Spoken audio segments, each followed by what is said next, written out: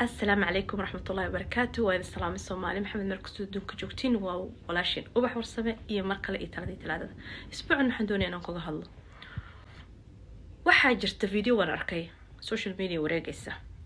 فيديو وحبيان لو قبل الصوماليين أما لو دمرة أو صوماليين مد دقح أيه لدعي سامي مدة نوحي لهذا ولا معاني قدا ولا قدا تنا دقح بيلا دعيسا maxay dhagax ula dhacaysaa oo gabadhan saas dhibaato ugu geysanaysaa waxay leedahay ninkayga maxaa soo kaansatay waxaan la yaabanahay dhagax ay gabadhan la dhacayso may ninka la soo dhacdo ilaa ninka isaga ninkeeda uu yahay gabadhan miskiinta waxa laga yaabaa ninkan inuu been u sheegay xataa haduu run u sheegay istikhyaarka uu gabadha ku raadsaday buu qabay hadii cid dilayso cid dhagax la dhacayso may ninka la soo dhacdo maxay gabadhan miskiinada ka rabtaa war dumarka Soomaaliyeed nin yuusnaa kale to kugu tirin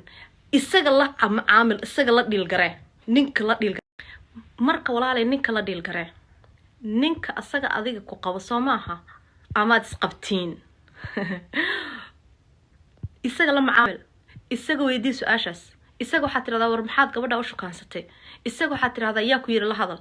gabadhan maxaa ku geeyay midda kale ninkayga bay iga shukaansatay ninkayga bay iga qaaday ninkuma macuunba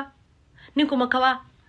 ninkuma weel adigu meel dhigataa ninku soo ma ogol shala asagoo labisano surwaal shaatigiisa qabaynaad adigu shukaansateen soo adigu ku shukaansado gabadhan kale u shukaansaday wuxuu kuugu sheekeeyay kuugu akhriyay booyadana ku akhriyay ama ka badan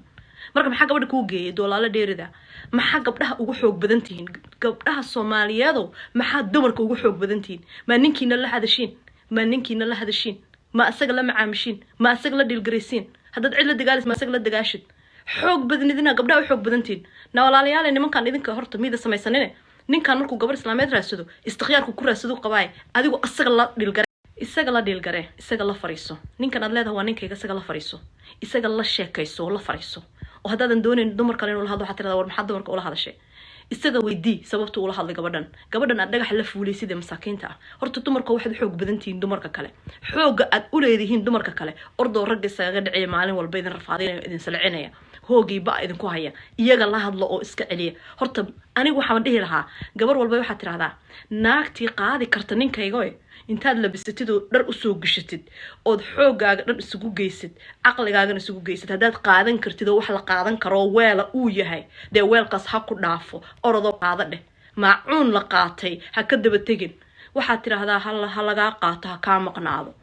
haduuba weel yahay ilaa weel baa la qaataa qof lama qaato ee weel baa la qaataa hadiiba saa loo qaadan karo ha ku dhaafo walaalay macaan shartiisa waabad ka raysanaysaa wareerkiisa culeyskiisa to kala qaada Allah u sahla dheh